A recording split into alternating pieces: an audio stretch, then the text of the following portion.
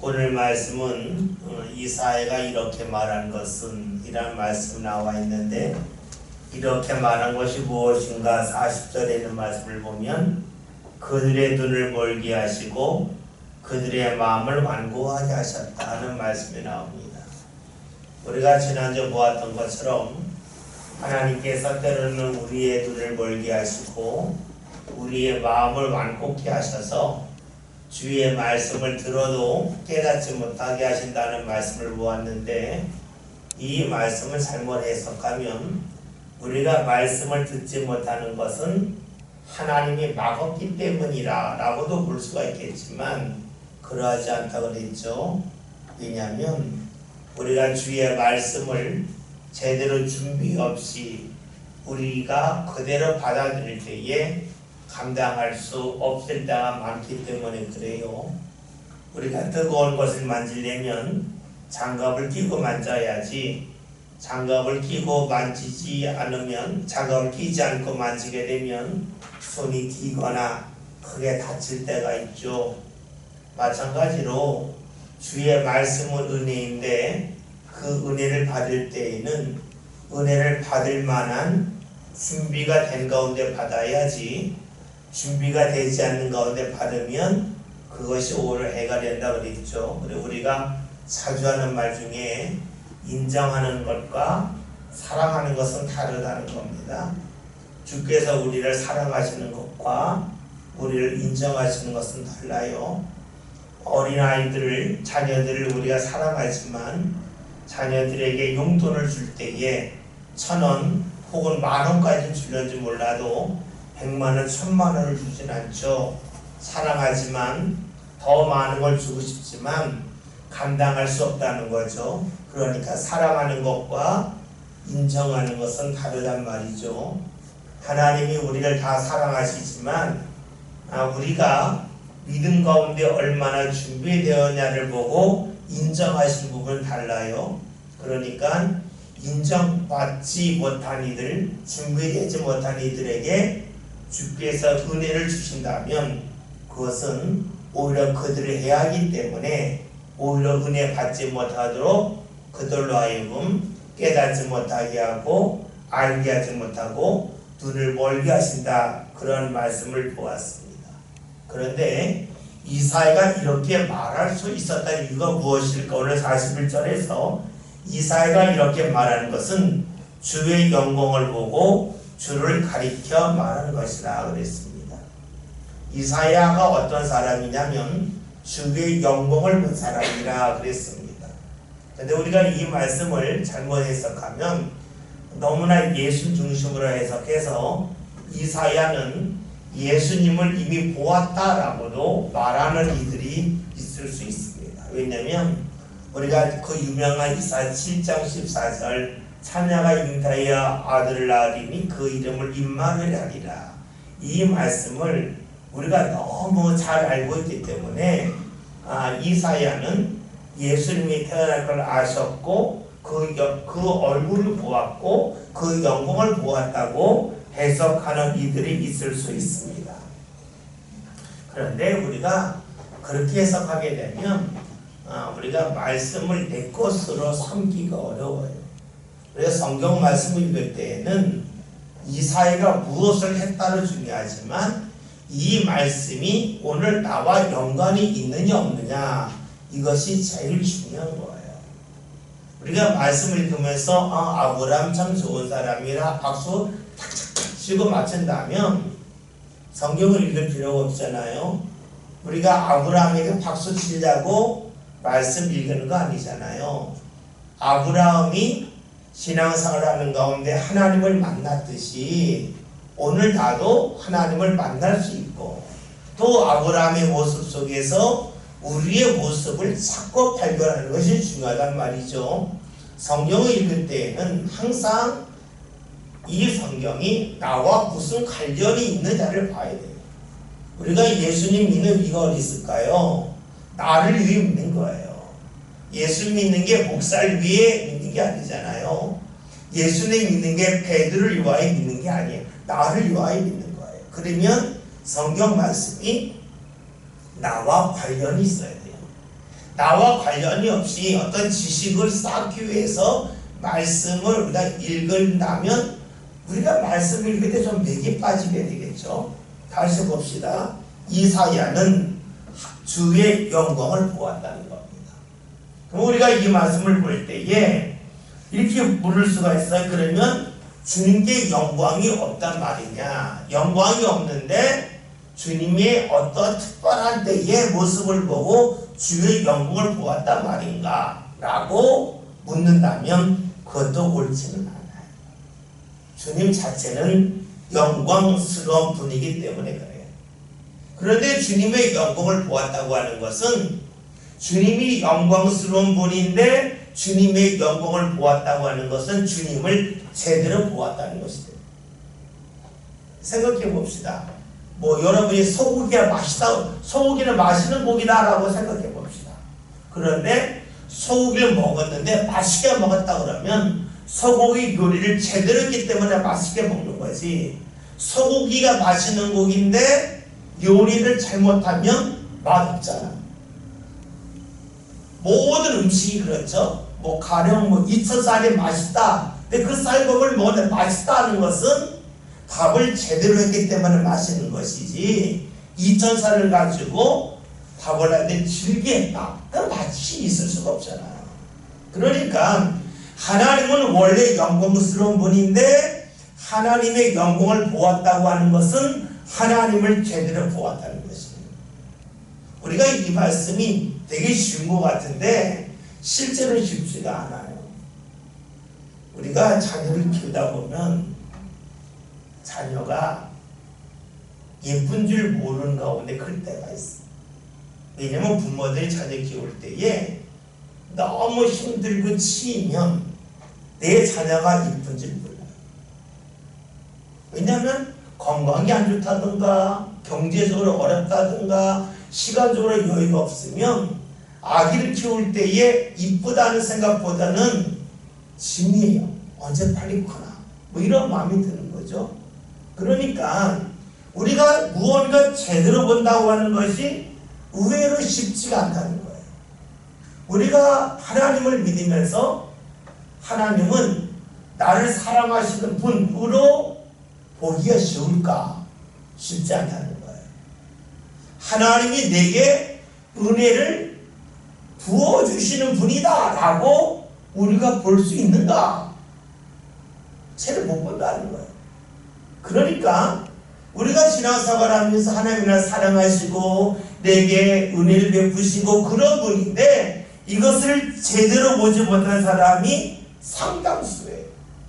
오늘 말씀에서 이사야가 주의 영광을 보았다고 하는 것은 하나님이 영광이 없는데 그가 눈이 좋아서 잘 찾아보았다 그런 뜻이 아니라 하나님이 영광스러운 분인데 하나님의 영광을 보았다고 하는 것은 그는 하나님을 제대로 보았다 하는 것이에요. 우리가 하나님을 제대로 보기가 의외로 쉽지가 않습니다.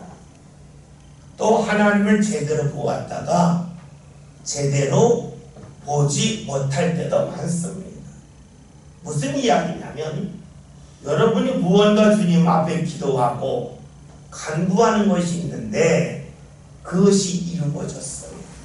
그러면 하나님은 내게 은혜 주시는 분, 나와 함께 하시는 분, 내 삶을 책임져 주시는 분이라고 인정을 해요. 그런데 그렇게 인정했다가 얼마 지나자라 자신의 환경이 달라지면 하나님께 영광 돌리지 않고 하나님을 향하여 원망을 쏟아낼 수가 있어요. 무엇을 말하냐면 우리는 내가 원하는 자리에서는 하나님을 제대로 보기가 쉬운데 내가 원하지 않는 자리에 가게 되면 하나님을 제대로 보기가 어렵더라는 것이에요. 여러분 우리가 그 보는 세계 지도가 있잖아요. 우리가 보는 세계 지도의 특징은 우리나라가 지도 한가운데 있어요. 그래서 우리나라 옆에 태평양이 있고 그 옆에 미국이 있고 우리나라에서 왼쪽 끝까지 가면 영국이 나와요. 이게 우리가 보는 지도예요. 그리고 우리나라가 북쪽에 있고 아래쪽에 이제는 대만도 있고 호주도 있고 그래요. 그러니까 늘 우리가 보는 지도예요. 그런데 우리나라 사람들이 미국을 가거나 유럽을 가게 되면 다른 줄을 봅니다. 유럽을 가게 되면 어떻게 됐냐면 한가운데 유럽이 있고 가운데 대서양이 있고 좌측에 미국이 있어요. 그리고 오른쪽 끝에 한국이 있습니다. 왜냐하면 유럽 사람들은 자기들을 가운데에 놓고 지도를 봅니다. 그러니까 우리나라에서 유학하다가 유학하기 위해서 유럽에 간 사람들은 지도를 보고 충격을 받는데요. 아, 우리나라 어디 있지? 늘 가운데 있는 줄 알았는데 저 끝에 가 있는 거예요. 그런데 이 지도들 이렇게 그리는 이유가 어디냐면 지금 우리가 알다시피 적도 중심으로 이 북쪽이 그 강한 나라가 있잖아요. 그래서 우리가 예전에는 동서의 갈등이라고 할 때는 유럽에서 동쪽에는 공산주의가 있었고 서쪽에는 자본주의가 있었기 때문에 동서의 갈등이랄 때는 이념의 갈등을 말해요. 근데 남북의 갈등이 있어요. 남북은 뭐냐면 이 적도를 중심으로 해서 이 북쪽이 유럽과 미국이잖아요. 이쪽이 불광한 나라고 적도를 중심으로 남쪽 아래쪽이 아프리카가 있고 남은 이렇게 가난한 나라라서 남쪽은 가난한 지역, 북쪽은 부유한 지역에서 남북의 갈등이라고 그럴 때에는 경제적으로 부유한 나라와 가난한 나라 갈등을 말해요. 그래서 이 지도를 보면 북쪽이 위에 있어요. 그런데요, 남아메리카 사람들 지도를 볼 때 거꾸로 그립니다. 그래서 어떻게 그러냐면 남쪽이 위에 가 있고 북쪽이 밑에 가 있어요. 왜 그럴까요? 자기들이 중심이기 때문에. 근데 문제는 뭐냐면 우리가 늘 보던 지도를 이외에 유럽의 지도를 봤을 때에 우리나라를 찾기가 쉽지가 않아요.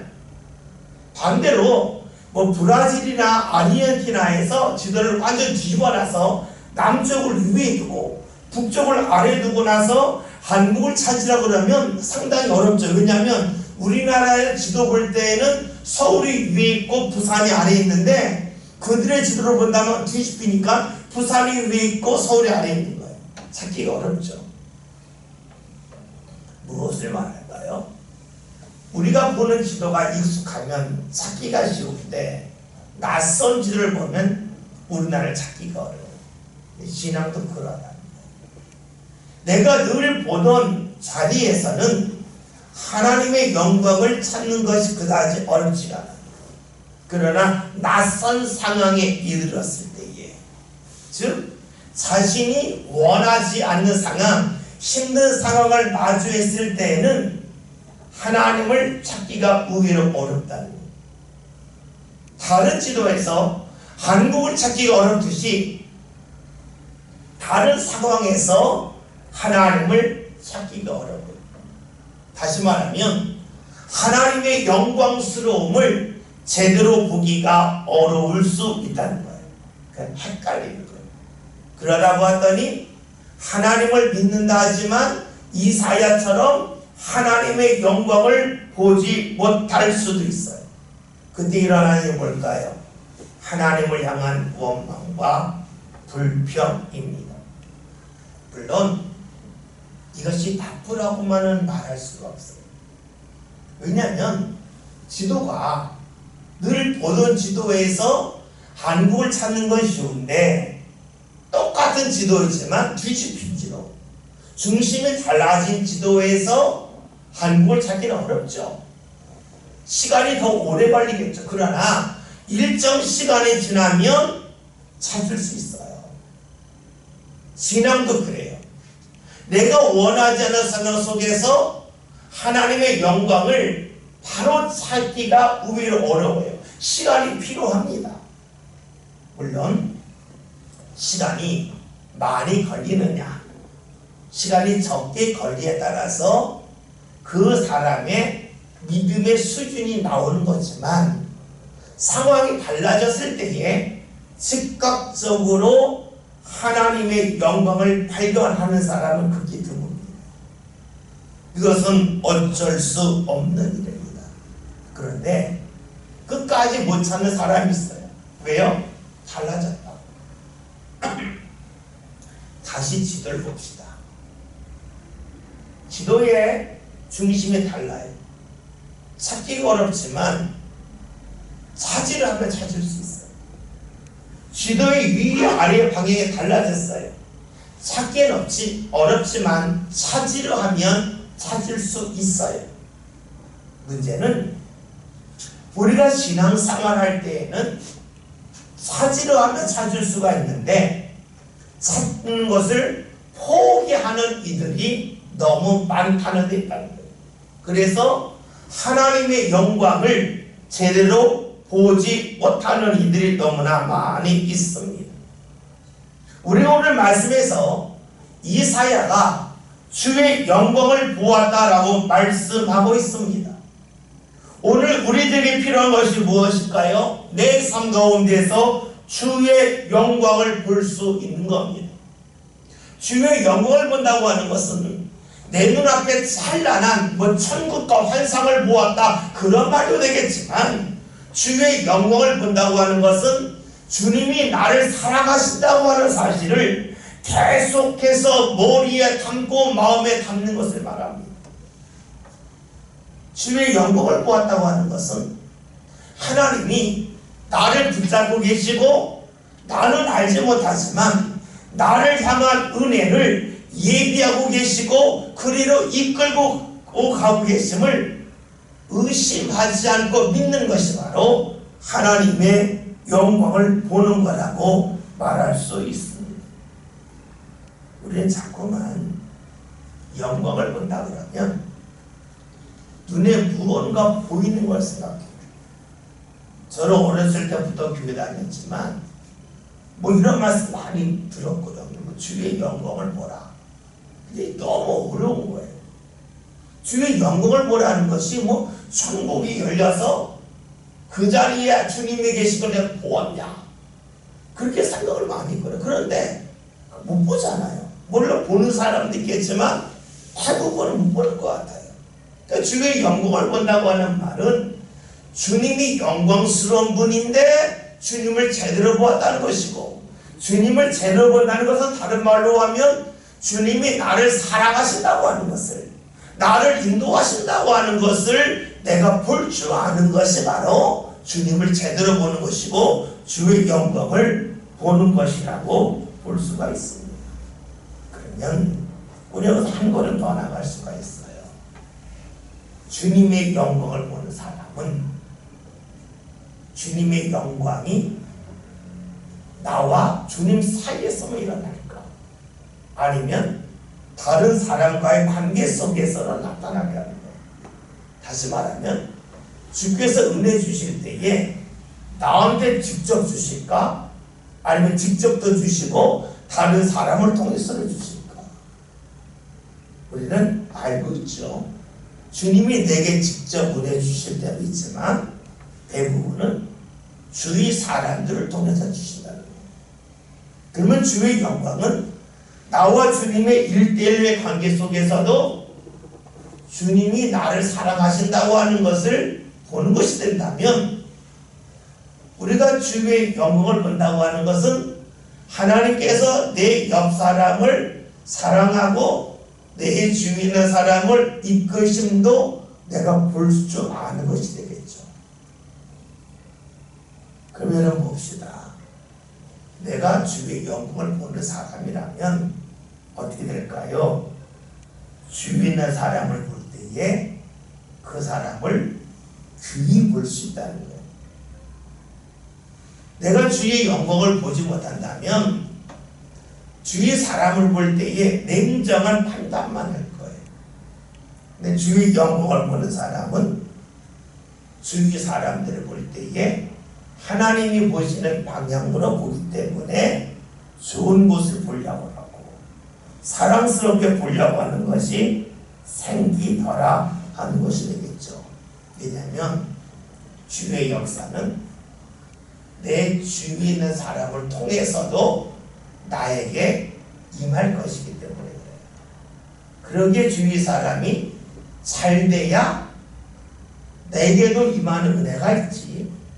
주위 사람이 잘 못되게만 한다면 내 삶 가운데 임할 은혜는 크게 줄어들 수밖에 없겠죠.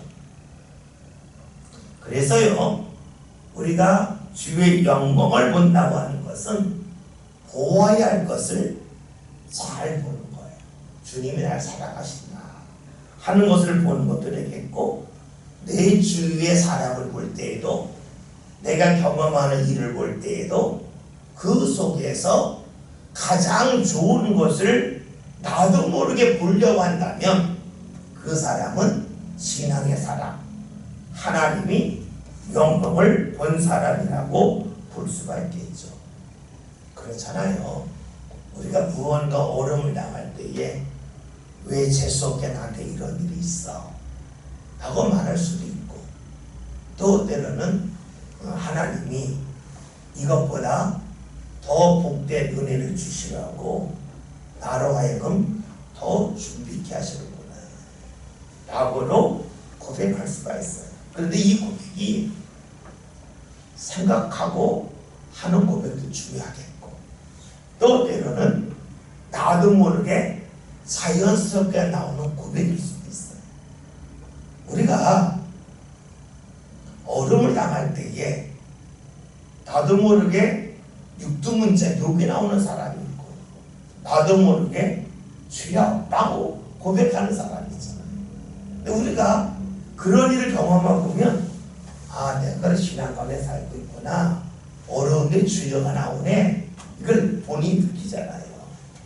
근데 그렇게 본인이 예상치도 않게 그러한 주여라고 하는 고백이 나오듯이, 내가 특별히 생각하지 않아도 어려움이 있어도, 아, 하나님이 나로 하여금 더 좋은 길로 인도하라 하시나구나, 이런 고백이 생각하지라도 나온다면 그 사람은 주의 영광을 크게 본 사람, 아주 자주 본 사람이라고 말할 수 있을 거예요. 우리가 내 신앙이 그 어느 정도 있는지를 스스로 보면 알 수가 있어요. 어려움 당할 때 주의가 나오나, 내가 원치 않은 일을 경험할 때에 하나님께서 나로 하여금 좋은 길로 인도하시고자, 나는 모르지만, 나는 깨닫지 못하지만 하나님이 뜻하신 바가 있어서, 아, 나로 하여금 기다리게 하시나 보다라는 고백이 자연스럽게 나올 수 있다면 나는 이미 신앙이 성장한 사람이고, 또 그런 사람은 어느 자신도 모르는 사이에 자신의 주위의 은혜가 널리 쌓여 있음을 볼 수 있을 거예요. 우리가 앞에서 우리가 언급했듯이 준비가 되지 않는 사람에게 줄 수 없다. 사랑하는 것과 인정하는 건 다르다고 그랬잖아요. 그러면 내가 주님 앞에 인정받을 사람이 어떤 사람일까? 나 스스로를 본다면 나도 모르게 주여가 나오거나, 내가 원치 않은 일이 생겼을 때에 원망과 불평 나오는 게 아니라, 나는 모르지만 주님이 뜻하신 바가 있구나, 주님 인도해 주세요 라고 하는 고백이 나온다면 내가 주께 그만큼 인정받는 사람, 주께서 내 눈을 열게 해주시고 나를 무엇인가 깨닫게 하여 주시는 은혜가 조만간 임할 것임을 본인이 알 수가 있겠죠. 42절에는 말씀을 함께 말씀 봅니다. 그러나 자기 중에도 그를 믿는 자가 많되 바리새인들 때문에 그런 말을 말하지 못한다. 이는 출교를 당할까 두려워한다. 아멘. 예수 시대에 예수를 믿었지만 바리새인들이 무서워서 자신의 믿음을 드러내지 못한 사람이 있다는 말씀입니다. 즉 몰래 믿었고 숨어서 믿었다 하는 것입니다. 우리가 여기서 물을 것이 있습니다. 자신의 믿음을 꼭 드러내야만 좋은 것일까? 아니면 숨는 것도 옳을 수 있을까 하는 겁니다. 우리가 대부분 아는 성경은 드러내는 믿음이 많아요. 특별히 우리가 다니엘서 같은 경우를 보면 다니엘은 어떻게 했냐면 그 조서의 어인이 찍은 걸 알고도 창문을 열고 예루살렘을 향한 창문을 열고 기도했다는 말씀이 나오잖아요. 그런 말씀을 보면서 우리는 믿음을 숨기지 않고 드러내는 것이 옳다고 판단할 수 있어요. 그리고 우리가 그런 말씀을 보면서 이런 설교를 들을 수 있어요. 당신이 믿음을 드러내면 당신이 사자굴에 들어가도 하나님께서 다니엘을 살려주셨듯이 당신도 살려주실 겁니다. 그러니까 당신이 믿는 것을 드러내면 당신 삶 가운데 하나님이 좋은 은혜를 베푸실 겁니다. 확인할 겁니다. 라고 하는 말씀을 많이 듣습니다. 저도 어렸을 때에 교회 다니면 그런 말씀을 상당히 많이 들었어요. 그러다 봤더니 교인들이 어떤 마음이 드냐면 교회에서 열심을 다하면 내가 살아있는 동안에 물질로 부할 거다. 내 몸이 아팠다고 날 거다고 하는 그러한 기대가 있습니다. 아마 어쩌면 그것 때문에 우리나라가 1970년대, 80년대까지 교회가 폭발적으로 성장했을런지는 모릅니다. 근데 성경을 보면 꼭 그렇지만은 않아요. 우리가 아는 것처럼 바울은 순교를 당했지만 예수님처럼 다시 살아나지 않았어요. 죽는 것을 그쳤어요. 그러나 중요한 것은 바울이 죽은 후에 약 400년이 지난 다음에 온 유럽이, 온 로마가 기독교를 뒤바뀌었어요. 열매를 맺는 것이 예수님은 죽었다가 다시 3일 만에 살아나신, 즉 3일 만에 모든 것이 결정되었지만 바울에게는 약 400년이 지난 다음에 열매를 맺었어요. 근데 우리는 성경에서 짧게 나오니까 내가 열심히 믿으면 무언가 잘 될 거라고 하는 그런 기대가 상당히 많습니다. 근데 성경을 보면 꼭 그런 사람만 있는 게 아니에요. 우리가 주의 깊게 보는 말씀이 열왕기상 18장이에요.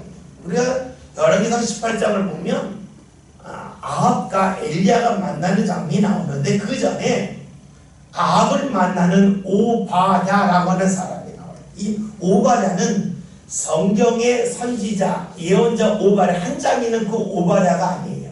관리 오바댜예요. 그러니까 성경에는 동명이인이 많은데 우리가 창세기 출애굽기 나오는 오바댜가 아니라 관리 중에서는 오바댜인데 이 사람은 어떠냐면 아합 시대에 몰래 하나님을 믿으면서 선지자들을 동굴에다가 100명을 숨겼어요. 50명씩 나눠서 숨겨놓고 그들에게 먹을 거와 물을 제공한 사람이에요. 만약에 오바댜가 나 하나님 믿는다고 앞에 나갔다면 어떻게 됐을까요? 아합이 그를 멀리 있을 거고 그가 멀리 물러나면 관리에서 물러나기 때문에 힘도 없고 돈도 없다 보니까 그 100명이나 되는 그 선지자들을 먹여 살릴 수 없었을 거예요. 또 우리 열왕기상 19장을 보면 하나님이 엘리야에게 하시는 말씀 중에 이 나라에 아직까지 바알에게 무릎을 꿇지 않고 나를 믿는 사람이 7,000명이다. 7,000명. 그런데 그들의 이름이 나와 있지 않아요. 그러면 그들은 어떻게 했을까요? 몰래 하나님을 믿은 거예요. 우리가 주를 믿는다고 그럴 때에 꼭 드러내는 것만이 옳다고 말할 수는 없어요. 그래서 지금까지 살펴본 바에 의하면 예수님은 유대인들을 피해서 숨은 적도 여러 번 있었어요.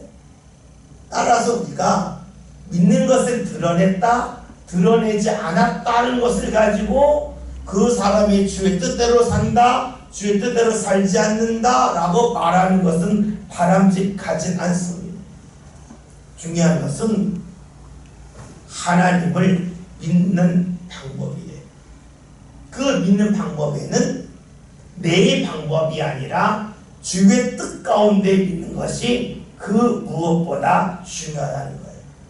때로는 하나님께서 사람을 사용하실 때에 드러냈고 주님을 전하게 하는 사람이 있는가 하면 숨어서 몰래 전하게 할 수도 있어요. 우리가 주님을 믿는다 그럴 때에 제일 중요한 것을 우선순위로 따진다면 제일 먼저 내가 잘 믿는 거예요. 그쵸? 내가 잘 믿는 게 제일 중요해요. 두 번째 뭐예요? 나를 통해서 누군가 믿어야 되잖아요. 나를 통하여 믿을 때에 제일 중요한 사람이 누굽니까? 내 가족이 잘 믿는 거예요. 내 가족이 잘 믿고 그 다음에요 다른 사람이 되겠죠. 그러기에 우리가 주를 믿는다 그럴 때에 우리가 나를 드러내놓고 믿기 위해서 밖에 나가서 주의를 할 수가 있어요. 그러나 밖에 나가서 주의를 하느라고 내 자녀와 내 가족들이 주를 멀리 하면 참 곤란하겠죠. 지금 우리나라가 기독교 역사가 이제 제법 돼가는데 지금 어려움이 있었다면 뭐가 어려움이냐면 우리가 나 혼자 열심히 믿는 하고 자녀들과 가족들을 신앙으로 이끄는 일을 잘 하지 못한 아픔이 무척이나 많습니다. 그래서 주의를 열심히 하지만 자녀들에게는 열심을 다하지 못해서 자녀들이 교회에서 인정받는 신앙의 부모를 정작 자녀들은 싫어하고 멀리하고 또 보고 싶어 하지 않는 그런 경우도 적지 않습니다. 그러게 우리가 드러내놓고 믿는다고 하는 것이 옳은 일이지만 그 전에 내 믿음을 굳건히 하는 일 그리고 내 가정을 믿음 가운데 세우는 일, 이 일이 먼저 이루어지지 않는다면 주의를 드러내고 하는 것을 꼭 좋다고 말할 수만은 없을 것입니다. 또 이 말씀을 달리 볼 수도 있어요. 자신이 믿는 것을 드러낼 수 있고 드러내지 않을 수 있다 그랬어요. 이것을 믿는 것을 일로 봅시다. 우리가 주의를 할 때에 드러내놓고 일하기를 좋아하는 분이 있고 때로는 드러내지 않지만 조용히 주의를 한 사람이 있어요. 둘 다 필요해요. 왜냐하면 외적으로 일을 함을 통해서 누군가에게 동기부여할 수 있는 사람도 있고 내적으로 조용히 일하면서 누군가를 뒤에서 일할 수 있도록 뒤에서 뒷받침해 줄 사람도 필요하기 때문에 그래요. 중요한 것은 무슨 일을 내가 택할 거냐가 아니라 주께서 오늘 나에게 무엇을 원하시는지에 대하여 아는 것이 중요하겠죠. 때로는 주께서 나로 하여금 드러내놓고 주의를 하게 할 수도 있고 때로는 나로 하여금 너는 드러내지 말고 조용히 주의를 하라고 할 수도 있겠죠. 하나님께서 각 사람에게 원하시는 것은 달라요. 그러기에 주의 뜻 가운데서 주의를 하는 것이 중요하겠죠. 이렇게 본다면 우리가 드린 예배도 역시 그래요. 예배할 때에 현장 예배가 있고 또 온라인 예배가 있어요. 무엇이 나에게 맞다고 단정 지을 수는 없어요. 왜냐하면 몸이 아파서 교회 못 올 수도 있고 또 자녀들이 너무 어려서 교회 데리고 오지 못할 수도 있어요. 그러니까 무엇이 맞다 틀리다 딱 정할 수는 없어요. 그러나 기준은 필요해요. 주님의 뜻이 어디 있는지 묻는 게 필요해요. 또 하나, 나 자신의 삶이 어떠한가가 중요해요. 그렇잖아요. 자녀들하고 롯데리아 가서 햄버거를 먹는데 그게는 못 온다. 그러면 나 스스로 틀린 것 같아요. 그것은 무엇이 될까요? 나 스스로 주님을 뒤로 하는 게 나중에 볼게요. 이 부분은요. 또 하나 봅시다. 오늘 말씀을 보면 출거를 당할까 두려워해서 그랬다 하는 말씀이 나와요. 출거는 쫓겨난다. 교회에서 쫓겨난다. 사실 우리가 이 말씀은 우리에게 잘 다가오지 않아요. 여러분 만약에 여러분을 향한 우리 교회가 당신 우리 그만 나오세요 하고 쫓아냈어요. 그러면 그러죠. 에이, 교회가 소망교회만 있냐 다른 데도 있지. 그럴 수 있어요. 뭐 감리교회에서 쫓아냈다 그러면 뭐 감리교회만 있냐 장로교회 있지 뭐 그럴 수 있어요. 왜냐면 우리 시대에는 어떠한 종교 중심이 아니기 때문에. 그러니까 우리가 오늘 읽은 말씀은 출교를 당한 것 두려워했다 이 말씀 이렇게 읽으면 좋아요. 내가 운전을 하는데 보험을 안 받아주는 사람이 되었다는 거예요. 운전을 하는데 내가 보험을 들고 싶은데 보험회사에서 당신은 블랙리스트에 속해서 보험 안 받기로 했습니다 그랬어요. 여러분 그 다음부터는 운전할 때에 겁나서 운전하겠어요? 잘못 사고가 나면 내가 다 책임을 져야 되는데 보험 들지 않은 차를 여러분 운전 못 하잖아요.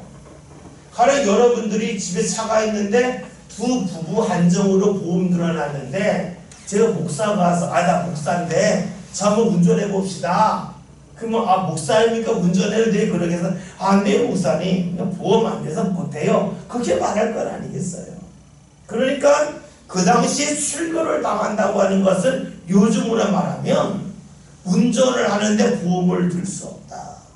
운전을 하는데 어떤 보호를 받을 수 없는 가운데 운전하는 것과 같다. 물론 그것보다 더 심하지만 우리의 지금의 시대에서 생각할 수 있는 범위는 운전을 하는데 보험을 들 수 없는 그런 상황과 같은 것이 바로 출교를 당한다라고 볼 수 있어요.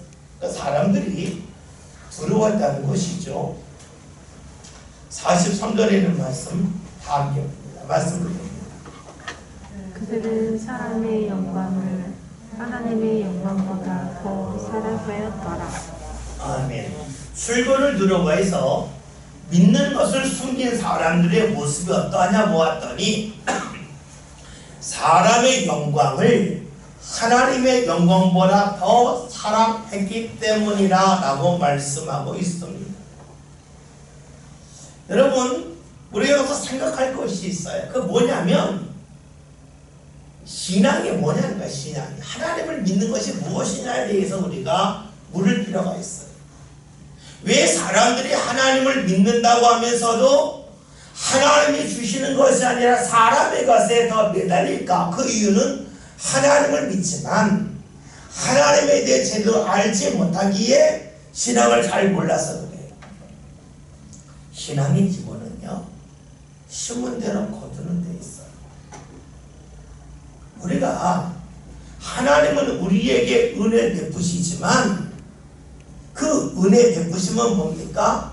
심은 것을 거두게 하시는 거예요. 근데 거둘 때에 우리가 생각한 것 이상으로 거두게 하시는 거예요. 그 우리가 누가복음 6장 9장 26절 이런 말씀 있어요. 제가 읽을게요. 예수님 말씀하시면 누구든지 나와 내 말을 부끄러워하면 인자도 자기와 아버지와 거룩한 천사들의 영광을 올 때에 그 사람을 부끄러워하리라. 예수님도 하신 말씀이 네가 나를 부끄러워하면 나도 너를 부끄럽게 여긴다는 거예요. 네가 나를 멀리하면 나도 너를 멀리하겠다는 것이에요. 이것은 여러분 사람 간의 관계에서 보복의 관계를 보면 안 돼요. 그건 무엇과 같냐면 뭐냐면요, 나는 나무예요. 나무는 햇볕을 받아야 자라요. 그런데 나무가 햇볕을 받지 않았어요. 그럼 어떻게 돼요? 나무는 못 자라잖아요. 나무는 열매를 맺지 못하잖아요. 그와 같다는 거예요. 그러니까 우리가 주님을 멀리 한다면, 주님이 우리를 부끄러워한다는 것은 우리를 주님께서 내친다 그런 게 아니라 나 스스로 주님 앞에 설 수 없는 모습, 나무이지만 자라지 못하고 결실 맺지 못하는 모습으로 뒤바뀌고 만다는 것을 말합니다. 그럼에도 불구하고 사람들이 왜 하나님의 영광이 아닌 사람의 영광을 더 사랑할까요? 이유는 하나님을 제대로 몰라서 그렇습니다. 하나님을 제대로 알면 그러하지 않다는 것이에요. 여러분이 화가 나면 길거리 가다가 옛날 말로 깡통을 찰 수 있어요. 옛날 말대로 하면 돌멩이를 찰 수가 있어요. 요즘으로 한다면 지그러 화가 나면 무언가 종을 갖다가 낙서를 막 하고 팍팍 치실 수도 있어요. 그러나 아무리 화가 나도 5만원짜리 지폐에다 낙서하고 치지는 않습니다. 왜냐면 화가 난 순간에도 5만원은 5만원짜리인 줄 알아요. 아무리 화가 나고 아무리 기분이 나빠도 5만원짜리를 그냥 종이로 보는 사람은 없어요. 5만원짜리를 신문지와 구분하지 못하는 사람은 없어요. 명백하게 합니다. 왜 우리가 화가 날 때 하나님을 원망할까요? 하나님을 명백하게 알지 못하기 때문에. 5만원짜리는 않는데 하나님을 몰라요. 5만원짜리는 짓지 않는데 하나님을 약간 믿으면 찢어버려요. 왜요? 하나님을 제대로 모르기 때문에 그래요. 두 번째 뭡니까? 급해서 그래요. 사람의 것의 특징은 반응이 빠르다는 데 있어요. 우리가 직장에서 일을 하려면 최소한 한 달 후에 월급이 와요. 때로는 그날 받을 수도 있고 일주일 후에 받을 수도 있어요. 그런데 하나님의 일은 했다고 해서 그 다음날 한 달 후에 10배로 다가오진 않아요. 더뎌요. 더딘 이유가 어디 있을까요? 주님이 이런 말씀하셨잖아요. 내 말을 듣고 행하는 자는 반석 위에 집을 지은 자와 같다. 내 말을 듣고 행하지 않는 자는 모래 위에 집을 지은 자와 같다 하는 것입니다. 다시 말하면 신앙의 사람은 돌 위에 집을 짓는 사람이고 세상의 일은 모래 위에 집을 짓는 거예요. 이 모래라고 하는 것은 우리가 좀 오해할 소지가 있는데 우리가 생각하는 바닷가에 있는 모래를 말하는 게 아니에요.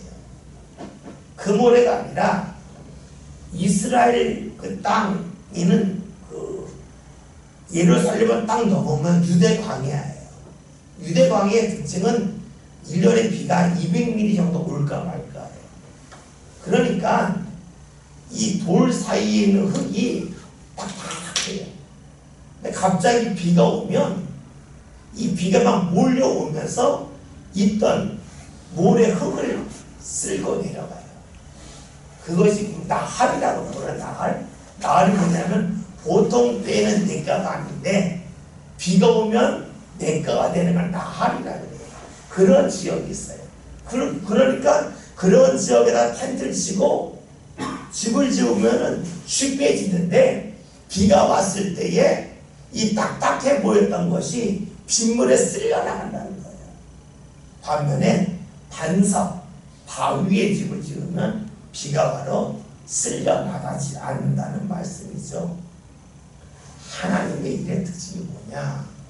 반석 위에 집을 짓는 거기 때문에 무너지지 않아요. 대신에 덕이 올라가요. 사람의 일의 특징이 뭐예요? 반석 위에 짓는 게 아니기 때문에 빨리 올라가요. 그러나 견고하지 않아요. 또 다른 예수님의 말씀대로 하면 하늘에 쌓은 보화는 하늘에 가야 알아요. 땅에 쌓은 보화는 땅에서 알아요. 그러나 도둑이 있고 노비 생긴다 그 말씀이죠. 그러니까 우리가 왜 사람의 영광을 더 사랑하는가? 첫째는 하나님을 제대로 모른다. 두 번째로 신앙은 반석 위에다 쌓는 거기 때문에 견고하지만 천천히 올라간다. 사람의 것은 빨리 올라가지만 견고하지 못하다는 데 있어요. 세 번째로요, 사람의 영광의 특징이 있어요. 사람은요 다 수준이 비슷하기 때문에 기대한 것을 서로 채워줘요. 사람은 누군가 뭐하면 이 사람이 뭐하면 좋아하는지 알아요. 그러니까 그 사람이 가려운 데를 빨리빨리 긁어주고 빨리빨리 채워줘요. 그러나 하나님의 것은 그렇지가 않아요. 사람들이 하는 말 중에 이런 말이 있죠. 올라가지 못할 나무는 쳐다보지 말라는 말이 있어요.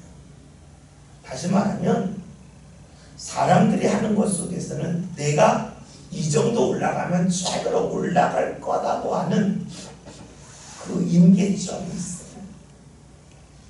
그리고 그 임계점을 대부분 못 넘어요. 그러나 하나님은 어떡하실까요?